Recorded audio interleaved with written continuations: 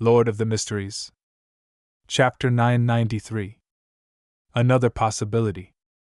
Allowing the spirit body to receive protection of a dream to slow down the encroachment of danger at night.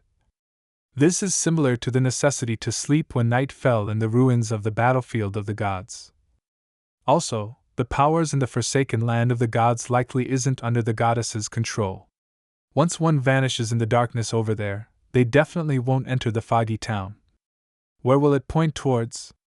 Or would they stay in the same spot, unable to interact with companions and the real world until they die of starvation or old age? After reading Erodes' reply, Klein was somewhat enlightened as he roughly grasped the crux of the issue. However, he felt that this wasn't necessarily useful, because the sun only required pure darkness so that he could be buried in ice that normally wouldn't melt to consume the priest of light potion. Once he entered a dream, there was no way for him to control his own body to complete that critical step. That way, even if he could remain in the darkness for prolonged periods of time, it would be meaningless. Yes, I'll wait until Little Sun asks the chief of the City of Silver before coming up with an actual plan based on his answer. Of course, before that, I can try to get a corresponding solution from Leonard to figure out how to create darkness with a temporary dream world. Klein nodded slightly, acknowledging the answer provided by the magic mirror. As for the first option of accepting corruption and turning into a monster in the darkness, it wasn't even considered.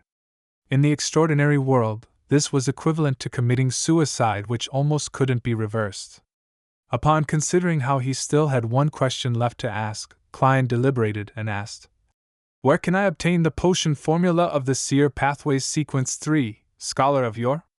The full-body mirror's surface had aqueous light ripple once again as it reflected a dark cathedral without any natural light. Klein found this scene very familiar, as he immediately recalled what it represented. This was where Zeradol, who had turned into a monster, hid. However, this time, deep inside the cathedral, the cluster of blurry and huge maggots were no longer present. Just as Klein's pupils dilated, the silver words appeared beneath the scene depiction. "Great Master, Zeradol has vanished. I can't find him." Vanished. Klein momentarily forgot to breathe. Although he had long known of Zeradol's return, since he was the one who began the chain reaction by opening the door to the foggy town, he never expected this big shot to secretly leave the cathedral. His whereabouts becoming unknown. Even Erodes is unable to locate him. What is he plotting? The more Klein thought, the more a chill ran down his back. Having become a sequence for demigod, he could confirm one thing: his control over the mysterious world above the gray fog was still insufficient. He could temporarily only converge the leaking specialness that it had augmented him with in the real world, making it difficult for Beyonders of corresponding pathways to see it, but it was unable to repress the law of Beyonder characteristic convergence.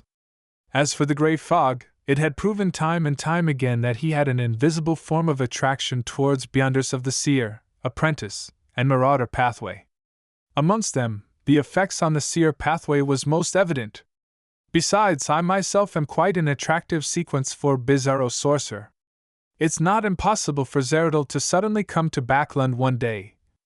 Klein maintained a deadpan expression and said to the full-body mirror that was switching scenes, "Got it." Erodes presented another scene which Klein was equally familiar with. It was the Antigonus family's treasure trove at the peak of the Hornaces mountain range. Below this scene, silver words quickly surfaced once again. "Great Master, there's another possibility, but I can't tell. I just know that it's easier than the first two." The Antigonus family's notebook isn't there this time? That's right. It will lead the wielder to the main peak of the Hornaces mountain range to seek out the Antigonus family's treasure trove. It's basically the same as the previous option. What's the possibility that even Erodes can't tell? Based on what I know about the factions in control of the Seer pathway, it's implying that I should pray to the goddess for it. The goddess is the mother of concealment, so she can choose whether Erodes can see it or not. Klein's thoughts scattered and quickly made a connection. Of course, he didn't believe that directly praying for the Scholar of Your potion formula would allow him to get it. It was too ridiculous, as though it was child's play. From his experience as a Nighthawk, he suspected that he might need to make enough contributions before he could obtain the Scholar of Your Potion formula from the Evernight Goddess via ritual. Making enough contributions. This sure is a familiar phrase. Klein sighed as he began having some ideas. Clearly, he had hints on how to do so, handle the artificial death faction of the numinous episcopate. However, Klein suspected that the goddess only had up to the Scholar of Your sequence for the Seer Pathway potion formulas, and not the subsequent ones at the angel level. This was because the Antigonus family's angel didn't perish immediately back then but had hidden in a secret palace, losing control to become a monster, and was in a half-sealed state. In addition, the Fool card was also there and hadn't been retrieved yet. At this moment, Klein had the intention of asking about Amon's avatars, but he suddenly recalled that within the memories of the rat demigod, the warning about the Marauder Pathway Angel and Amon had been given by this very mirror. As his thoughts flashed through his mind, Klein narrowed his eyes, looked at the full-body mirror, and nodded. "All right, that's it for today. Head back. If there's anything in the future, I'll summon you again." "Yes, Master." "Goodbye, Master. Your loyal and humble servant, Erodes, is constantly waiting to return to your side." Light gathered on the mirror's surface, depicting a stick figure waving its hand. After everything returned to normal, Klein turned around and picked up the paper with the previously drawn symbol. With a snap of his fingers, he made it burst into scarlet flames. The ash floated down as he spread open his left hand. In it were two maggots shimmering with solid, mysterious symbols. The two maggots squirmed gently, using their life force to fill the entire bedroom with madness and bizarreness. The surrounding lights then dimmed and brightened from time to time in a non-uniform fashion. They were none other than the worms of spirit which Klein had separated from himself. Suddenly, Klein reached out his right palm, suddenly pressing them towards the two transparent maggots. Instantly his palm paused, just short of touching the worms of spirit. He raised his palm again, lowering it only to pause. He repeated this several times until he finally exerted his strength with a deadpan expression. Amidst an invisible and illusory cracking sound, his head suddenly felt a stabbing pain. This made his soul feel like it was being ripped apart. It was even more painful than encountering a gunshot or a slash wound. Klein used his clown powers to control the twitching of his facial muscles.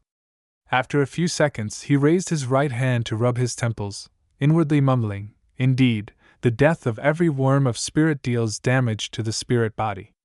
My current limit is 6. I'll temporarily stop trying. Let's see how long it takes to recover." Thankfully, this is a tolerable matter. Otherwise, it would be dangerous if a marionette is destroyed while the worm of spirit isn't able to be collected in time due to an intense battle. Yes, it's different from Amon's worms of time avatars. A Bizarro sorcerer's worms of spirit will not necessarily die when a marionette is destroyed. Most of the time, a Bizarro sorcerer is able to retrieve them in time. It's because the distance between the body and the marionette isn't that exaggerated.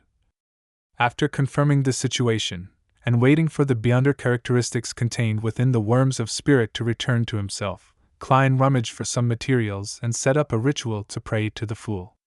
After a series of tasks, Klein used the carcasses of 2 worms of spirit, 2 silver plates, and the complicated symbol which he had previously recorded down to make 2 silver black bullets, of which the latter came from Snake of Mercury wool Alceptin.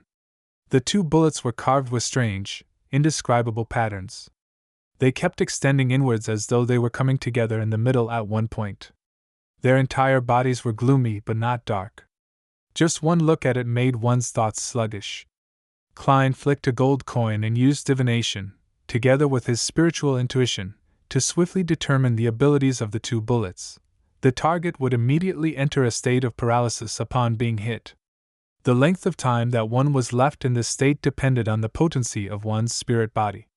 Even Sequence 3 saints would be in a state of stiffness for a second or 2. This already exceeds my powers. Of course, the premise is that contact can be made. Oh, this is a result of the Grey Fog's augmentation. These 2 bullets should be at the same level as the Fate's siphon charms. Although my worms of spirit can't be compared to Amon's and Pala's worms of time, the amount of power I can now draw from the mysterious space above the gray fog is clearly superior to what I could do in the past. I shall call them control spirit bullets. Klein drew Death Knell from his underarm holster, snapped open the cylinder wheel, and stuffed the 2 silver-black control spirit bullets inside. Following that, he spread open a piece of paper beside the altar and wrote, "Next, your mission is to seek out relatively high-level charms and beyonder bullets. May God be with you. XXX who raised 3 requests from you." This letter was written to Patrick Bryan of the Numinous Episcopate's Artificial Death faction. With a subordinate at my disposal, why let him go to waste? As Klein mumbled, he folded his letter. At the altar from before, he summoned Patrick Bryan's messenger. The surface of the desk burst into pitch-black flames and quickly gathered together, forming a translucent bird with dark feathers. This spirit world creature glanced at Klein before slowly lowering its head to bite at the envelope. Watching it disappear, Klein nodded slightly and inwardly muttered, "Patrick's contract companion isn't of a low level either." He quickly reined in his thoughts, took out another letter, and fluidly wrote, "I have already obtained the blessing of concealment. You can attempt to gather items at the Marauder Pathway demigod level. In addition, I've found a way to crack the theft and replacement of destiny. You don't have to be too anxious. Do you know how to create a darkness that includes a temporary dream world? If you have the time, can you head to Tingjin and help me use 3-0782 to create flaring sun bullets? The mutated sun's sacred emblem has the divine blood of the eternal blazing sun hidden in it. Only by sufficiently raising your strength can we be more confident at dealing with Amon's avatars."